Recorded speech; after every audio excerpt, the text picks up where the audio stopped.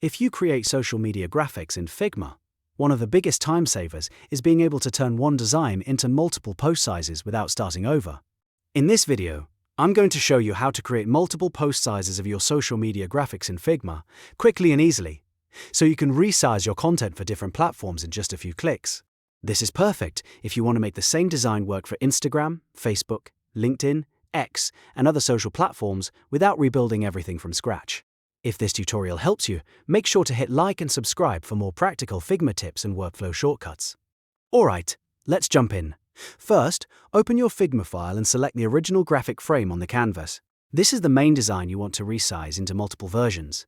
Make sure you click the actual frame, not just an element inside it, because the Resizing tool needs to know which design to duplicate and convert.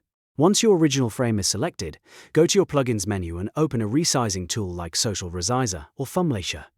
These plugins are designed to help you create different post sizes automatically, which saves a lot of time compared to manually copying and adjusting each layout yourself.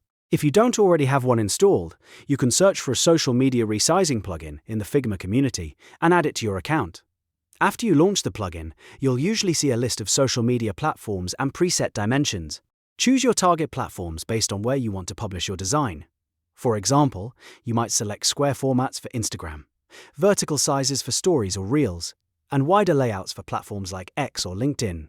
The key here is to pick the dimensions that match your publishing goals, so each version looks polished and properly formatted. Next, choose whether you want to use a fit or fill option. This setting controls how your content scales inside the new frame sizes. Fit is useful when you want to keep everything visible and make sure nothing gets cut off. Fill is better when you want the design to fully cover the frame, even if some parts need to be cropped. This step is important because it helps you control the look of each resized graphic instead of ending up with awkward spacing or missing content. Take a moment to think about your layout before choosing, especially if your original design includes text, logos, or important visuals near the edges. Once your settings are selected, click Generate. The plugin will instantly create new frames for each size you chose, giving you multiple post versions of your social media graphic in seconds. Instead of manually duplicating artboards and resizing every element, one by one, Figma does the heavy lifting for you. This is a huge workflow improvement if you manage content for multiple platforms or create a lot of promotional graphics. After the new frames are generated, review each one carefully.